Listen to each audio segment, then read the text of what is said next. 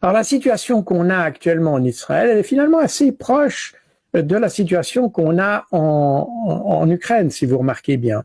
On a un pays qui provoque les autres, qui réclame sans arrêt de l'aide, qui est toujours là à pleurnicher pour avoir de l'aide, pour avoir des armes, pour avoir des ressources financières, etc., qui ne pourrait pas vivre sans cette aide, ça c'est important aussi, et qui, par conséquent, essaye de créer des situations où les autres pays se sont obligés de l'aider.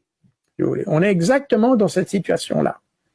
Le problème, c'est que tant qu'Israël était victorieux, alors c'était très sympathique d'être pro-israélien. Aujourd'hui, on a une situation un peu différente où la réaction iranienne montre que les Iraniens ont d'abord des capacités très supérieures au terme militaire, mais des capacités également très supérieures en matière de planification stratégique.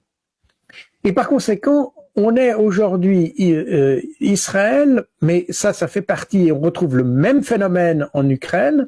Enfin, vous retrouvez le comportement des Ukrainiens, des Israéliens et des Américains est exactement le même. C'est-à-dire que c'est des pays qui ont tendance à considérer le reste du monde comme des minus ou des animaux humains, vous pouvez le prendre sous différents termes. Donc, ils sous-estiment constamment leur adversaire.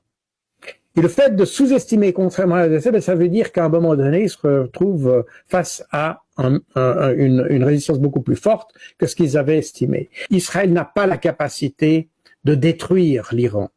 C'est un pays qui est beaucoup trop grand, qui a beaucoup trop de sites à la fois militaires, de toute nature en fait. Et pour détruire l'Iran, il faudrait bien plus que les capacités israéliennes.